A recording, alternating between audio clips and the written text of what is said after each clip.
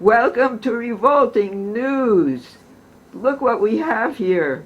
We have the filmmaker David Liver here from Strasbourg, Pennsylvania.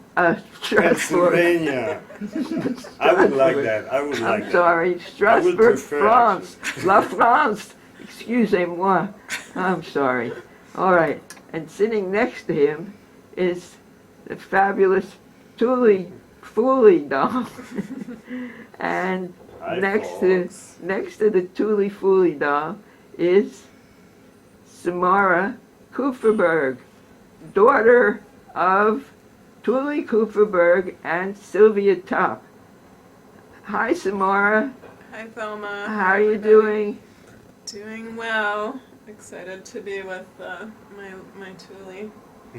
So what we're doing is we're filming the making of the TULI TULI TULI How to Be Joyfully Revolted documentary, which everybody paid for on Kickstarter. Yes, So thank you now, to everyone thank you to everybody who contributed, and they're anxiously awaiting the production of this documentary. So we're going to talk about to filmmaker David Liver. We're going to ask him, whatever got you interested in Tuli, since you weren't in New York on the Lower East Side like the rest of us? How did you become interested in Tuli? Well, it started like 20 years ago. I was a performing artist, and my work was based on kind of songs and poetry and weird connection with history. And I was listening to punk music and free jazz, and Tuli popped out from somewhere. And I became addicted, and then it followed me for 20 years, and then I decided to make a film about it. What was the first thing you heard that you was so impressed with? Do you remember? I think it was a bit of the Coca Crystal show. Mm-hmm. And I think it was the probably East Side, West Side song. Oh yeah, a song about New York. Yeah. Right. Yeah. That was very good. It interesting. was very, yeah, I remember that. I think it was filmed, Tuli. Remember singing that? About that parody East Side, of West Side, all around the town. cops play, I forget what it is, but it was Mitch Korber, I think, was the filmmaker. Do you know Mitch Korber? No, You never met him. Okay. no, I'm sorry. He filmed a lot of early Tuli. You know Mitch Korber. I don't remember Mitch Korber, Oh, I'm you afraid. Sorry, Mitch. Okay. Sorry. Well, he did film East Side, West Side, so I think maybe that's where you heard it. It was in the late 80s, maybe? 70s. Oh, 70s. It's a black and white video from the Coca Crystal show. Coca Crystal was still pretty young. That's right. Yes, she And was. Tuli as well. Yeah, Like probably 50. right. So, Tuli was 50 when I was born. yeah, so 60 maybe. Yeah, well, yeah. I don't know. Probably. So- Late 70s, no? Yeah. You I see don't this know. video? When did the Coca Crystal show start? I Do we think know? it's 77, maybe? Okay. Okay. So, yeah. 50 Yeah. something. Yeah. Yeah. Well, Well, and then I discovered the fags, of course. right. But still, I was more into Tuli than the fags, and then I just went into your channel. But not at that time. It wasn't there. That was at the late 90s, beginning of the 2000s, I guess. So the Tuli Fully channel. And when did you start that? He was still alive, so it must have been around maybe 2008. Yeah, right. So it Yeah. wasn't there. And it was difficult to find material because your channel wasn't there. Yeah. So yeah, I had very little thing to get inspiration. Uh-huh. But that was enough. Well, now there's plenty. Now there's plenty. Yeah. and there will be a movie. Yeah. So, Well, Sam, how did you get interested in Tuli?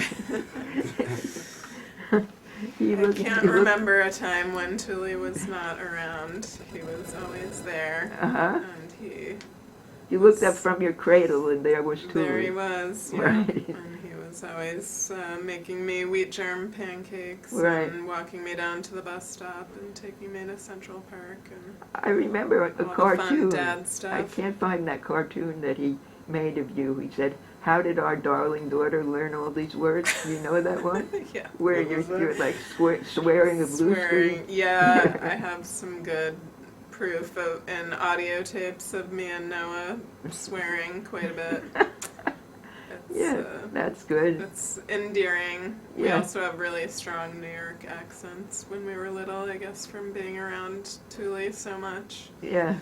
So I kind of wish I still had that, but somehow I lost a little bit of my accent. Well, what do you think should be in this documentary, which is yet to be made? It's just being born now. Well, there's so much about Tuli that people may not know yet. He had such a prolific artistic career, and so when I was living with him, I moved in with him when he got sick. He had a stroke and needed help being taken care of, so I moved in there and we started going through a lot of his archives together before he died. And so there I just started finding so much early work, because a lot of people, I knew he had been a poet, a beat poet, and I had seen some of the published poetry that was in like the Portable Beat Reader and different anthologies, but I found a lot of really beautiful poems he had kind of squirreled away in the filing cabinets after moving on to other things, and a lot of early drawings that I really loved, just black ink on white copy paper, typing paper, and he would caption them, so it was a lot similar to his later cartoons that he did, but he used to spend a little more detail on the drawing part of it. And I think he kind of gave up. He didn't think he could really draw that well, so he just started getting more and more simplistic with the drawing and focusing on the captions a little bit more. Yeah, he's But- agreeing with you. Yeah, I'm looking. He's but saying. I really He's saying. like your You're right, drawings. you're They're right. really beautiful. He's They saying should you're be, right. Really they should be beautiful. appreciated Yeah. more. So that's something I'm hopeful that people will get to see, and then also all of his birth press stuff. Mhm. And, and then there's the Fugs period, which a lot of people know more about, but then after that there's Revolting theater, Mhm. solo performances, and many years of poetry reading and singing his own songs and writing. He just couldn't stop. He was always working on something, so Yeah. it was just kind of amazing to me how much work he actually produced, all while also raising 2 children. Right. So we didn't know what he was up to most of that time. He would just kind of let us do our own thing. He would give us a portable tape recorder a lot of times and just go into his office, which, Thelma was just a little room with books surrounding him from Right. every side, and a desk in the middle of it all where he had all of his writing supplies. And there's going to be a lot of interesting things we're going to learn about Tuli. It was like living in the library. Tuli, Yeah. Tuli couldn't pass a used book vendor on the street Yeah. without getting a load of books and coming back in its bookcase, which he carried on his back. And whether Yeah. he read these books or not, it didn't matter. He just loved books. Yeah. And loved to be around books. Well, my mom just told me that at some point he made a promise to her that he would only get 3 new books at every bookstore because the house was starting to be unmanageable because he ran out of bookshelf space. Well, Lanny made him bookshelves that were double wide or double depth, so you could have 2 rows of books on each bookshelf. but then those ran out, so then he started piling them on the floor, just stacking them. Right. So at a certain point, but he never wanted to really get rid of them. But if you came over to visit, you might leave with a few books. I So remember he tried to after he give a few died, away. there was a book giveaway, Yes. and he invited a lot of friends to just come and help themselves to as many books as they wanted. And Yeah. it was strange that the garage door opened by itself. And Oh. Sylvia said, "How did you get in here?" And it was another strange Tuli was leading them goes- to his right. book collection. Right, Okay, yeah. I don't hear He that was one. there. He was there to see what Yeah. books people were taking. He would have been interested Yeah, in he that. was He interested. would like to recommend a book for everyone who Yes. came in. Yeah. Right. But a lot of his books, I don't know if he read through every single one, but he definitely made notes in many, many books. So Yeah. a lot of annotated books. Right. And, I always like seeing his handwriting and seeing what he was interested in. So I've kept many more books than maybe I was wise of me, because now I have boxes of books and books stacked all over my house. But Yeah. it's a nice reminder. At least you own the house. Yeah, Yeah, so nobody can make a problem. No landlord right. can make a Nobody problem can for tell you. us to get rid of them. Yeah. But we still, Brendan, my husband, and I took back a lot of things to where we live in Maine, and we're Mhm. still going through boxes Mhm. of books. And then a bunch of books were left over, and someone from Occupy Wall Street came, Yeah. and they were going to start a free library. Yeah, the People's But Library. I don't know if that ever happened. Yes, do you it know? did. The Okay. People's Library. Does But it still the cops exist? destroyed it, Oh, the cops destroyed and then they sued and they won. Okay. So, yeah. But the books are destroyed. Yeah, the books are destroyed. Oh. And Well, I I guess- contributed a lot of Tuli. I Yeah. contributed his cartoon book and That's sad. some other Julie. things. What do you think about yeah, that was terrible Yeah. that the cops destroyed Yeah. it. But they destroyed Occupied Wall Street. So they destroyed also his books. Yeah, they That's- destroyed the People's Library, Yeah. where you could just take a book if you wanted it, or leave a book there. You know, it Uh-huh. was like a free library. Yeah. Yeah. Thelma, what was the first book he gave to you? The first book he gave to me, probably the first Tuli book I had was 1001 Ways to Beat the Draft, probably. And he didn't, I think I bought it online for not too much. Yeah. Or maybe I bought it at a 60s show, 1001 Ways to Beat the Draft. Mm.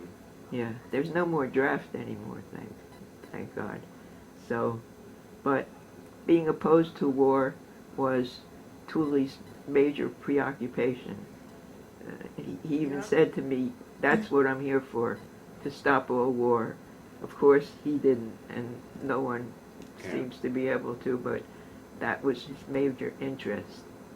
And I'm fortunate, if he were alive today, he would be glued to the television set, watching every broadcast from the Ukraine.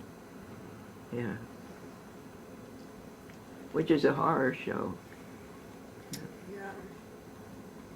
So, Tuli, what do you think about the war in the Ukraine? Do you have any idea how to stop it? Oh, Tuli had a very peculiar take on how to stop or end wars, which really made somebody very angry when I said that. Tuli said, if only the money that was spent on weapons and the military and destruction of people's homes and properties were donated to the enemy country to rebuild their country, all the money that was used to fight them was instead given to build up their land, that would stop the war. And it's called a policy of appeasement. Mm. But, and it was kind of a Christian idea, kind of love your enemy, do good to those that persecute you. It was that kind of idea. But this made someone very angry when I told him that that's what Tuli said. Tuli had some some ideas that may not have been popular with everyone, but That one certainly he spoke wasn't. his mind, that's for That sure. certainly He wasn't, didn't care whether people liked what he said Yeah, or not. well, the originator of do good to those that persecute you wasn't well liked either. In fact, they got rid of him in a very horrible way. Yeah. Huh. When did you start the show with Tuli? Well, when Norman stopped filming, first Lenny was the first videographer for Revolting News, and he moved to Pennsylvania. He built himself a house by hand and moved to Pennsylvania and gave up on filming Revolting News, which actually, it's a lot of work and there's no reward. There's very little reward for doing it, but we do it anyway. And then Norman took over, and he did it for as long as he could, and then he found other things to do, other uses for his time. So then Tuli put the camera in my hand. This is the camera, and he said, learn to use it. And I took the manual and I read it and I experimented with it and I made every mistake there was to be made until I finally learned to use it. So now I have been filming a lot. It was like a new craft. Yeah, and you've kept it going, which is amazing. Yeah, it's amazing that I kept it going. But this is going to be an episode because we want to talk about the up-and-coming documentary, which is so wonderful that someone came from another country and actually was wants to go through the Fails library, all those boxes. Yeah. Oh my God. It's a And lot. I said, Tuli is thinking outside the box. Yeah. Tuli, you are thinking outside the box, but look at all those boxes that are left. Too many. Too many boxes. Too many boxes. Little Yeah, boxes. it's a lot. It's a lot of. A lot of boxes, a lot of boxes. work. You must be dizzy from all that work. Now, you know what the interesting thing I found is that What? they kept all the early college work of Tuli. Oh yeah, right. I remember that. You remember that? Yeah, I remember that he stored it in the basement and it was getting Yeah. moldy, and then they put it out on the street for garbage, and Tuli made me run down to the garbage and fish it out and bring it upstairs to the loft. Yeah, that's good because they're Yeah. interesting. Yeah, and I wanted to look at it, and he didn't want me to see it for some reason. Oh, really? You know, it's He like wasn't proud of it? flaming radical, you know, it was like really unrealistic. Yeah. But when you're young, I guess that's the way you think. You think in hyperbole and wild ideas, and it's full of that. Well, I actually found that the same, what he developed after was already there, like Yeah. lists of how to make something. How Yeah. to, you know, he became famous with the 1001 Ways ways to to beat the draft. draft or to make love Right. or what else? A lot of Live without working. live without Wasn't that the working, first right? one? Live without working? Yeah. Yeah. That's the first one. But this kind of list were already there in Yeah. 40s, 50s. Yeah. I found out this literally 2 days ago. And also the anti-war thing and a very strong working class. Yeah, and his mother was. revendication, Yeah. Working. Working class. Revendication, how do you say that in English? I don't know. What's Right, it in whatever. French? What's it in French? Revendication. His work is positioned as working class. Oh, okay. work. But Okay. So there is a lot that comes after, and especially after the facts, you can link easily the things. It's interesting. So these things I want to explore a little Yeah. bit. I also found when I was going through his archives a lot of the same things he was thinking about when he was really old. I found evidence of even some of the same quotes he used to say a lot in his really Organized old drawings. vengeance called justice. That's the one. The one I remember was like those that go down to the sea, something. I don't remember Oh what. yeah, I have a Tuli video of that one. Yeah, or Glug, glug, go to the glug. sluggard, thy aunt, or something. Oh yeah, go to that sluggard, thou ant. Thou aunt, yeah, Right. yeah. It's So the he started reversals, saying, revolutionary reversals, turning things on their head. yeah, Yeah, that's a very familiar Tuli way of doing things. yeah. Yeah. What you would, what Well- would you like to see in the movie? What would I like to see in the movie? I'd like to see Tuli. I would like to see the world be acquainted with Tuli and his work. For young people who don't know, like young people of this age, they don't have any revolutionary consciousness at all that I know of. Do they? I mean, you're not actually young, but I mean, I'm like not, people in yeah. their 20s. I've 20, lost track. 30. There seems to be, I mean, there have been a lot of people protesting various things, but I'm not sure what Tuli would make of it these days. Well, the ones in Russia that are protesting are being jailed and threatened. Yeah. It's kind of dangerous. Yeah, it's scary. But Tuli wasn't really a protester in the streets, right? Yes, I think He he did. was He went early to on, Washington. yeah. He protested the Vietnam War. He did, I think. I think he got scared after a while. Oh, that was of in the later- Chicago. Yeah, when he went to Yeah. Chicago and he got dosed with some heavy hallucinogens for Yeah. days, and he was terrified by the violence, and I think that kind of shifted his. He said it lasted for Perspective. 2 days, and Yeah. after that he never wanted any dope, or not even No. marijuana, or not even anything. Yeah, He didn't like that at all because he had a very bad trip when he was in Chicago. yeah, Yeah. and especially not knowing that he was taking anything, it just came upon him in this sort of horrific crowd of people getting injured Oh, and Tuli, yeah, that just was- trying to that find a was safe bad. place. Yeah. Yeah, so I think he never really wanted me to go to protests, even if he agreed with the idea. He was worried I would get injured or Yeah, people that it do. would be violent. Yeah. Oh.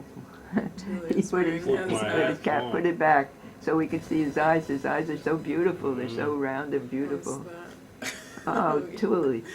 Tuli. Well, Hi, Thelma. that's a good idea. What is going to be in the movie? What can we look forward to?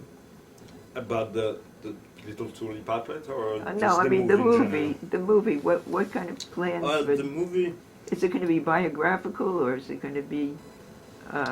it's. I want to go through the biography at the very beginning of the film, so Yeah. to place the context and the persona who was Tuli. Right, because then- young people don't know him. So. Right, we need to say it right away, Right. because otherwise you can't just you can't wait the whole film to understand. And then I want the film to be more of a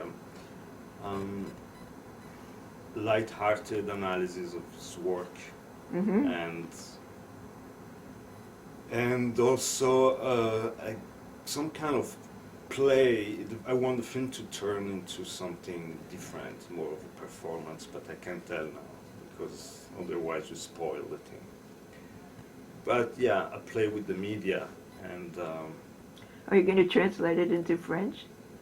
well, Well, maybe you better. yeah, Yeah. perhaps Maybe you could do that. Probably. you can do that. She can do that. He's better in English than I am in French. It's But very we have a lot fluent. of people participating, right? Lots of good people. We met with Ratso Ratso, yeah. yesterday. That was really fun. And he actually, What did he talk he about? reminded me of Tuli quite a bit. I sent Brendan a picture of Ratso from yesterday, and he asked Yeah, if we it was saw Tuli. it online. Brendan thought it was Tuli. Ratso used to imitate Bob Dylan. He used to wear a coonskin cap on his head. He was a big Dylan fan. Yeah. Who else we have? Oh, we have Samara. Yeah, First. I'll be there. Yeah. Thelma and Thelma. Let's Jeffrey, see. We have maybe. 24 minutes. To make 28 minutes, we have about 4 more minutes to go, and we're done. But keep talking. Keep whatever comes to your mind. Otoma. Whatever you Yeah, think so we about. have lots of people there. Yeah, and lots of we're stories. still talking to all kinds of people. Everybody wants to tell a Tuli story, and Huh. we just keep hearing how wonderful and generous he was, and what a mentor he was to different young people who would come to him, and he was just always so kind. Mm-hmm. And just always made time for people, even when they wrote him a letter saying they were going to be coming Yeah, to New York, or that's if they called correct. him from the street, he'd invite Correct. them over for tea. Yeah. So Tuli was always interested in talking to people and learning more about them and what they were doing, and encouraging their artistic and musical careers. Tuli would rather give away his work than sell it. And since I was a business partner, it was kind of difficult Yes. because Yeah. I'm not that anti-capitalist that I don't like making money. Well, Like the right, rest you of have to us. make enough money to Yeah. at least survive, and then you can Well, start giving even away, if but- not, I feel it's kind of green love making money when Yeah. somebody hands me money. I mean, a lot of people hand me compliments, but when somebody Right. hands me money, I know it's for real. Yeah, I know they really liked it. yeah, But Tuli was very much anti-money and anti-cash. And if someone came along to our vending display and really liked one of his books, Tuli would hand it to him. yeah, You remember that, right? Yeah. He'd rather give away things. Yeah. So, very But he was- unique person. very good-natured, generous. You wrote a letter, right? Which letter? Thelma. Why Tuli was a good boyfriend. Oh yeah, I got it. I've got it over Is it there. here? You want it? No, I have it online. I have a copy of it. Oh. Yeah, I did it for one of the birthday parties. Yeah, you remember Yeah. the line? No, I don't remember what I wrote. I don't remember what I wrote, but he was always very, very nice to me. And I mean, I had a lot of lemons in the garden of love, but he was a peach. Yeah. He was a really good person and a good man. Yeah. Remind us what year you met him. I met him I formed a relationship with him in 1990, Okay. and that went until his death in 2010. Wow, So, it's a long time. yeah, let's see. 27. We're almost done with Revolting News. You're disappearing, David, Yeah. into the glare. There you go. Why? So we still need to find some gems, right? Like archive.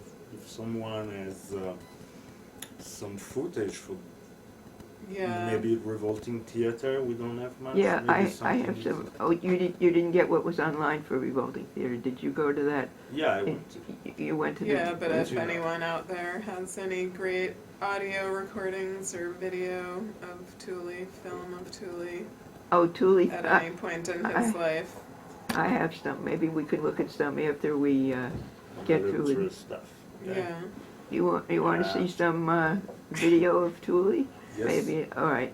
Let's see if we have enough for Revolting News You now. have enough? So we Alright. want to say, well, I can keep filming if you want, and then edit and take whatever I want. Does anyone have anything else to say about Tuli? Are you looking forward to your documentary? I know you're a modest fellow, and you didn't want any documentaries when you were in a body.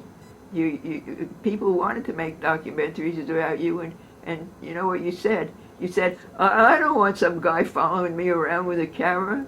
Well, Oh, that's why I except- waited. What? Well, also Fergus Good, a very nice man that I met recently, and he sent me some footage from England of a documentary that Tuli had agreed to be in Yeah, 2004. So, really? Yes, and we'll get to see some of that. Oh, too, that's good. But I didn't know he- about that. Was it in England?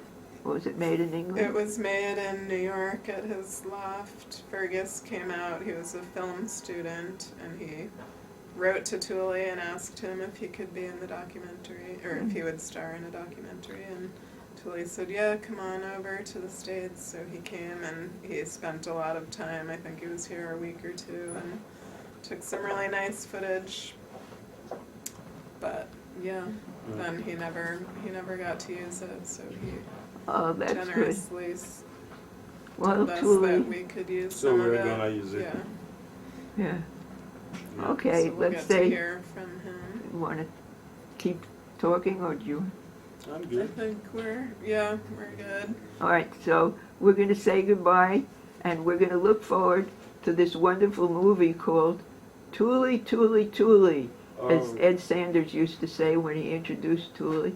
He used to say, Tuli Tuli Tuli, and then Coca Crystal would say, Tuli Tuli Tuli, remember? Yes, yeah. And so now we're having this documentary by this name, and it's How to Be Joyfully Revolted, or Revolting, both, both. both Revolting and Revolted. Okay, thank you, Tuli, Samara Kupferberg, and David Liver. Thank you. Thank you, Thelma. See you soon. Okay, au revoir. I'm going to shut the film off. With all